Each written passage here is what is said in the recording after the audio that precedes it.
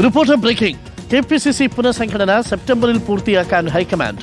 പുനഃസംഘടനയുമായി ബന്ധപ്പെട്ട് നേതാക്കൾ ഹൈക്കമാൻഡിനെ അഭിപ്രായം അറിയിച്ചു.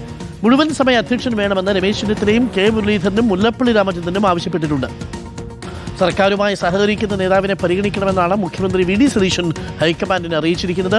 മുതിർന്ന നേതാക്കളായ AK ആന്റണിയും VM സുധീരനും നിലപാട് വ്യക്തമാക്കിയിട്ടില്ല. റോഷിപാലുണ്ട്. Roshipal, good morning Roshy. ഓണക്കാലമായതുകൊണ്ട് ഇനി ഈ ആഴ്ചയിൽ കാര്യമായ ചർച്ചയുണ്ടാവില്ല. ഓണം കഴിഞ്ഞു വരുമ്പോൾ സെപ്റ്റംബർ ആദ്യ വാരത്തിൽ തന്നെ കൂടിയാലോചനകൾ ഉണ്ടാവും. സെപ്റ്റംബറോടുകൂടി കേരളത്തിൽ കോൺഗ്രസിനെ നയിക്കാൻ ഒരു സ്ഥിരം അധ്യക്ഷൻ ഉണ്ടാകുമല്ലേ? പലതരം സൂചനകൾ, പലതരം താല്പര്യങ്ങൾ. എന്താവും ഒടുവിൽ ഹൈക്കമാൻഡ് പരിഗണിക്കുക? റോഷിപാൽ. അരുൺകുമാർ, KPCC പുനഃസംഘടന എത്രയും പെട്ടെന്ന് പൂർത്തിയാക്കണമെന്നാണ് മുതിർന്ന നേതാക്കളുടെ അഭിപ്രായം. കാരണം മന്ത്രിയായി സണ്ണി ജോസഫ് എത്തിയതിനു ശേഷം പാർട്ടിയുടെ പ്രവർത്തനം മന്ദീഭവിച്ചു എന്ന വിലയിരുത്തലുണ്ട്. ഈ സാഹചര്യത്തിലാണ് എത്രയും പെട്ടെന്ന് പുനഃസംഘടന പൂർത്തിയാക്കണമെന്ന് ഇന്നലെ രമേശ് ചെന്നിത്തല കൂടി നേതാക്കളുമായി നടത്തിയ കൂടിക്കാഴ്ചയിൽ അഭിപ്രായം ഉയർത്തിയത്. ഓണത്തിന് പിന്നാലെ തന്നെ ചർച്ചകൾ വീണ്ടും പുനരാരംഭിക്കും. കാരണം നേരത്തെ ദീപദാസ് മുൻഷി സംസ്ഥാനത്തെ പ്രധാനപ്പെട്ട നേതാക്കളുടെയൊക്കെ അഭിപ്രായം തേടിയതാണ്.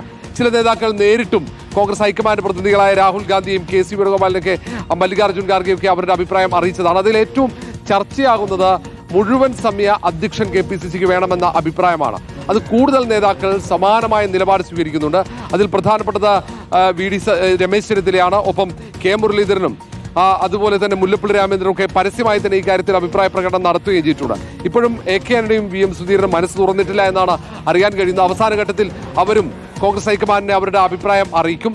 നിലവിൽ ഏതാണ്ട് അരഡസനിലേറെ നേതാക്കളെ അന്തിമമായി KPCC അധ്യക്ഷ പദവിയിലേക്ക് പരിഗണിക്കുന്നുണ്ട്. ഈ തവണ KPCC പൂർണ്ണ പുനഃസംഘടനയാണ്. സമാനമായി തന്നെ DCC പുനഃസംഘടനയും പൂർത്തിയാക്കണം. കാരണം 7 DCC അധ്യക്ഷന്മാർ ഇതിനോടകം MLA-മാരായി മാറിയിട്ടുണ്ട്. അതുകൊണ്ട് പുനഃസംഘടന നടത്തിയില്ലെങ്കിൽ ആ പാർട്ടി സംവിധാനങ്ങളൊക്കെ ദുർബലമാകുമെന്നാണ് വിലയിരുത്തൽ. അതിന്റെ അടിസ്ഥാനത്തിലാണ് പുനഃസംഘടനാ ചർച്ചകളിലേക്ക് കടക്കുന്നത്. സെപ്റ്റംബർ അവസാനത്തോടെയെങ്കിലും KPCC പുനഃസംഘടന പൂർത്തിയാക്കാൻ കഴിയുമെന്ന ആത്മവിശ്വാസമാണ്.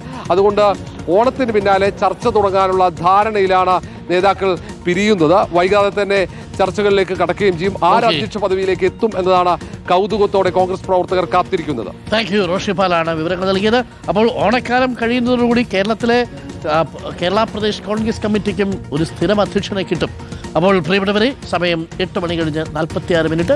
നമുക്കൊരു ഇടവേള വേണം. ഇടവേളയ്ക്ക് ശേഷം തിരികെ വരാം. പ്രധാന വാർത്തകളുമായി ഒരുപാട് പേര് കമൻറ്റുകൾ അറിയിച്ചിട്ടുണ്ട്. ഇടുക്കിയിൽ നമ്മുടെ ദേവപ്രിയയുടെ വീടിനും തീരുമാനത്തിനുമെല്ലാം എല്ലാവരും അഭിനന്ദനങ്ങളും ആശംസകളും അറിയിക്കുന്നു.